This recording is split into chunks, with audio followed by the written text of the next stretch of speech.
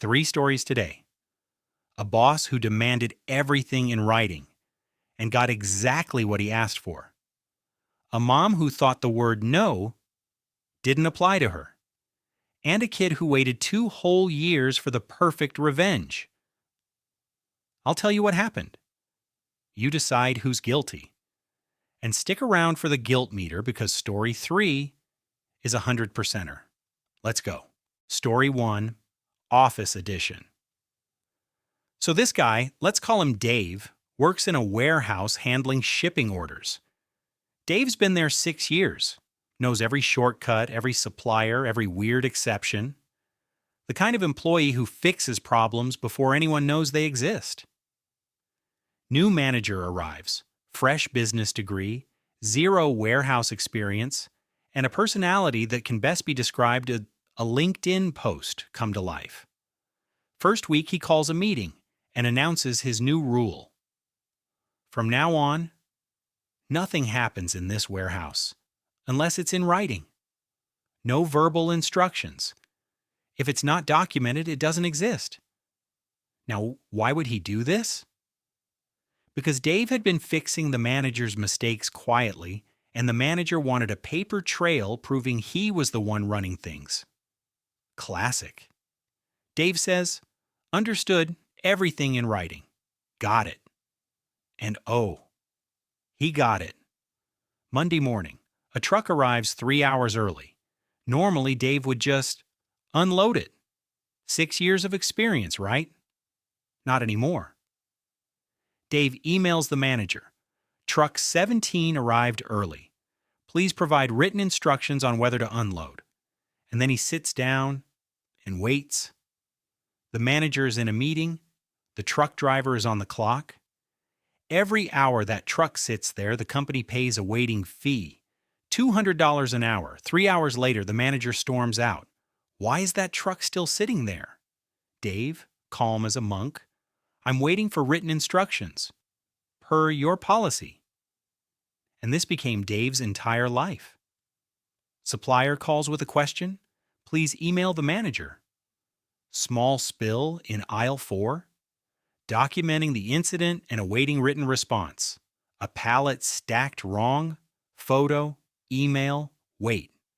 Dave went from solving 50 problems a day to creating 50 emails a day. The manager's inbox became a horror movie. Week 3, the regional director visits, asks why shipping times doubled. The manager tries to blame the team. So Dave, beautiful, patient Dave, forwards the director the entire email chain. 3 weeks of documented proof that every single delay traced back to one man's policy. The policy died that Friday. The manager transferred out 2 months later. And Dave? Dave got a raise because the director finally saw, in writing, exactly who was running that warehouse. All right, guilt meter time. Was Dave the bad guy for letting those trucks sit? Nope. He followed the rules and the manager's own rules. That's not sabotage, that's customer service. Dave's guilt, 10%, and the 10 is only for enjoying it way too much. The manager, 95. You don't weaponize paperwork against the one guy saving your job. What do you think? Was Dave too petty or exactly petty enough? Drop your number in the comments. Story 2. And this one happens in a bakery, around which statistically is where 40% of all entitled parent stories take place. Don't fact check that. So we've got a teenager, 16, working her first summer job at a small family bakery. Saturday morning, busiest day of the week. A woman walks in with her kid, maybe 8 years old, and points at the display case, at a cake, a very specific cake. A 3-tier custom birthday cake with a big number 7 on top, paid for and waiting for pickup. Someone else's order. We'll take that one. Our girl explains, I'm so sorry, that's a custom order being picked up at noon. But we have these other cakes, or we could... No, my son wants that one.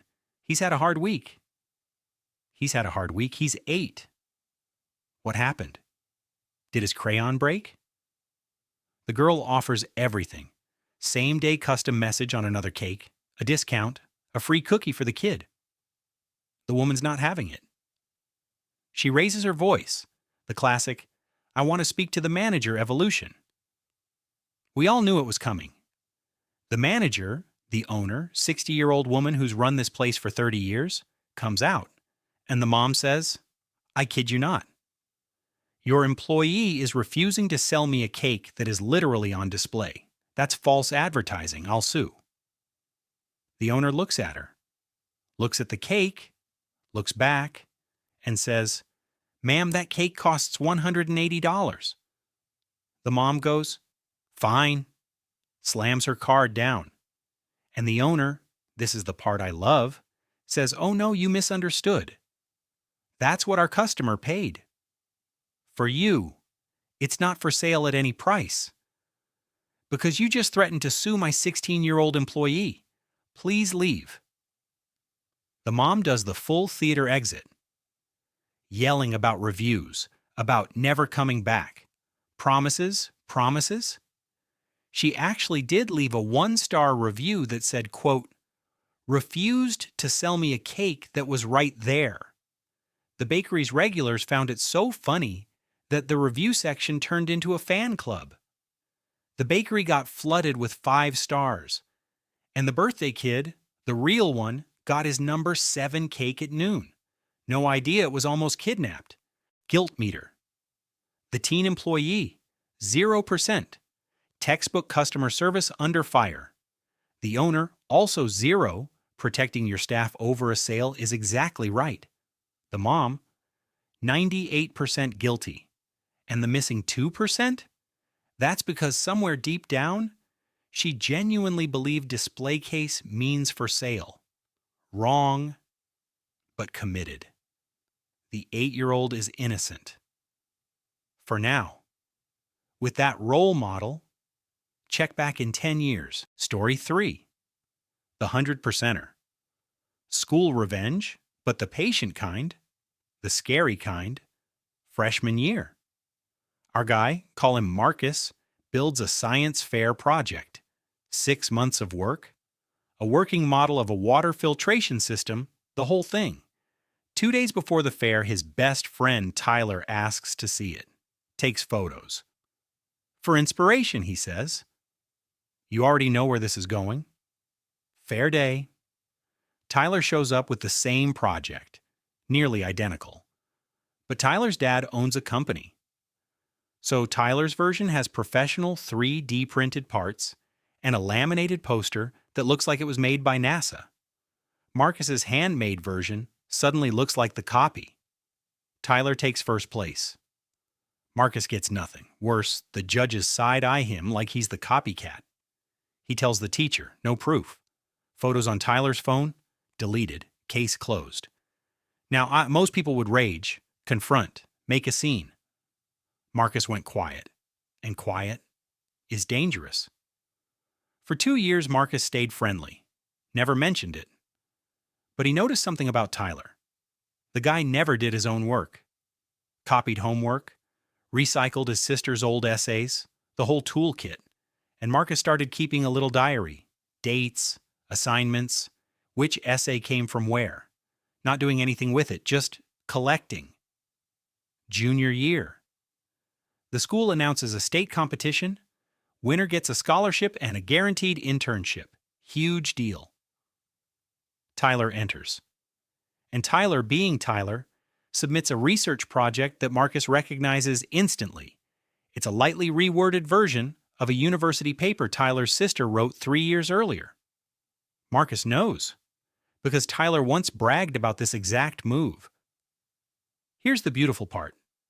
Marcus didn't report him, didn't have to. The state competition, unlike the school fair, runs every submission through plagiarism detection and requires a live defense in front of judges. Marcus knew this.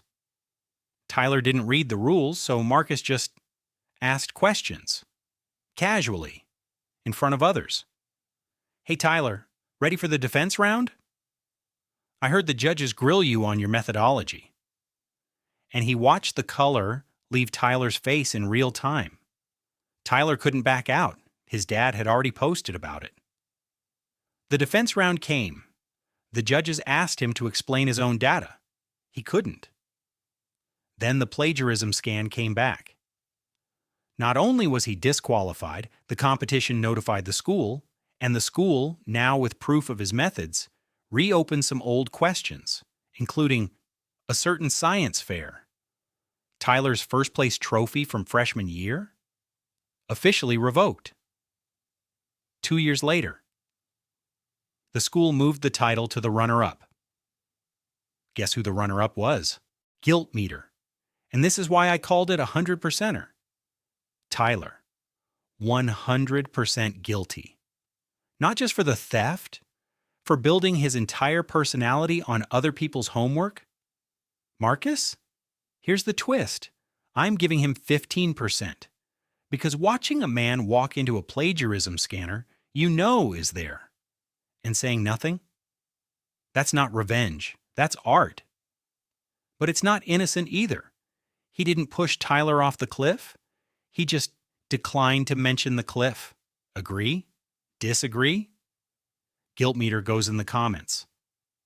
That's 3 verdicts today. If your guilt meter says different, comments are right there. Defend your numbers.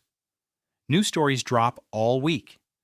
Next episode, a landlord finds out his no pets rule has one very expensive loophole. Subscribe so you don't miss the verdict.